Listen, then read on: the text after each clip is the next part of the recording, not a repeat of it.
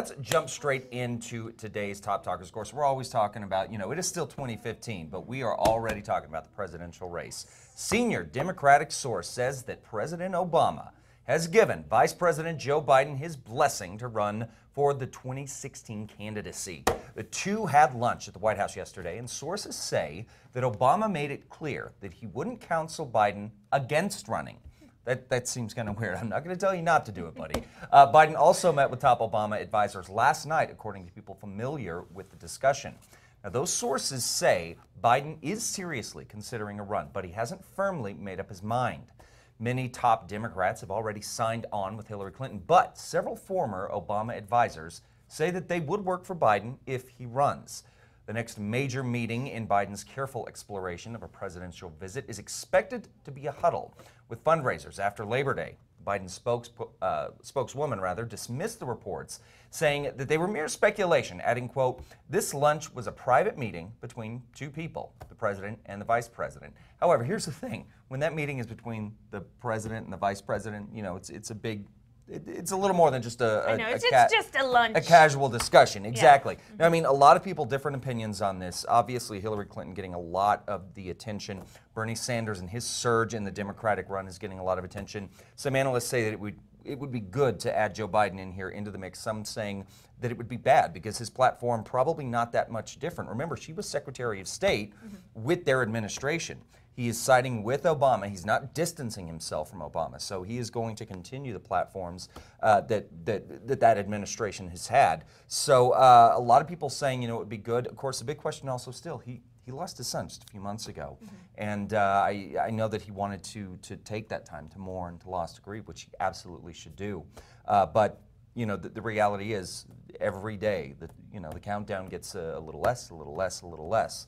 So we could be finding out very shortly whether or not Biden's going to throw his hat into the ring. And of course, when he does, we'll let you guys know. That's right. Okay, Chad, I have a question for you. If somebody were to ask you how much water you should drink a day, what would you say? It's 8 to 10 glasses, isn't it? Isn't that what you hear? That's what you hear. Well, the 8 glasses of water a day recommendation could be going down the drain. Really? One doctor claims the number is a total health myth.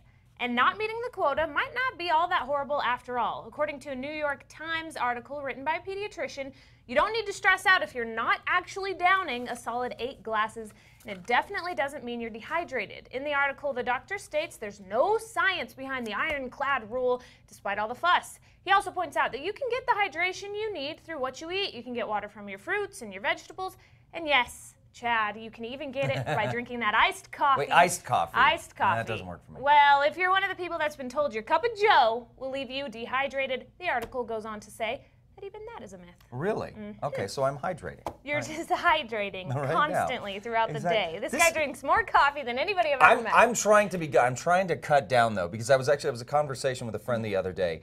And I was saying, I don't get a lot of sleep, and I'm not really sure why. And it's probably because I drink coffee until 7 o'clock at night.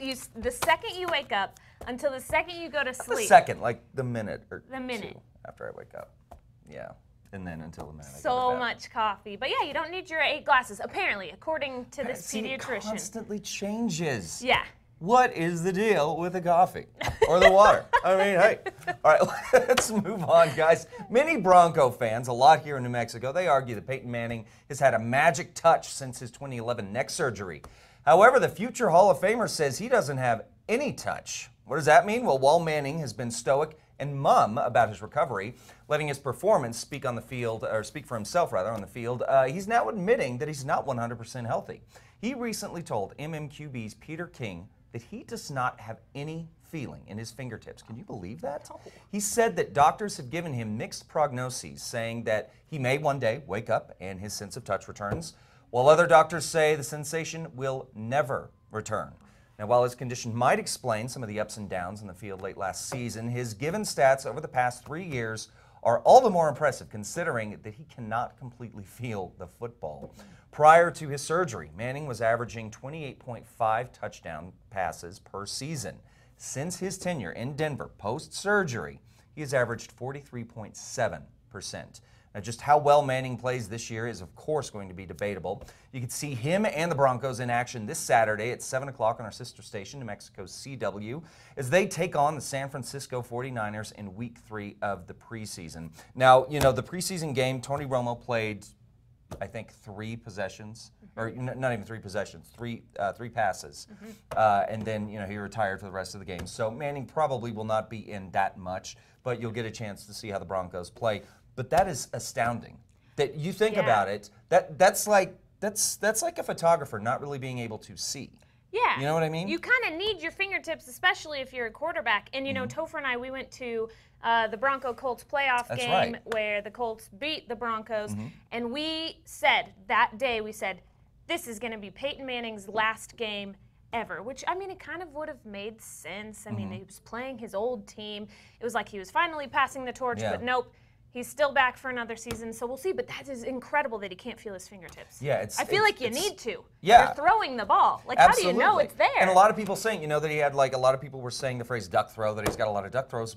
Well, it's amazing now that he can throw makes the ball. sense. Yeah, exactly. Yeah. And it kind of explains it, when it's given a just little an bit of a pass. excuse. These are just You can't feel your fingertips. Who cares? Oh, gosh. All right. Well, let's move on. Many people seem to have trouble getting themselves into the gym, but one Tampa area man had trouble getting out of the gym.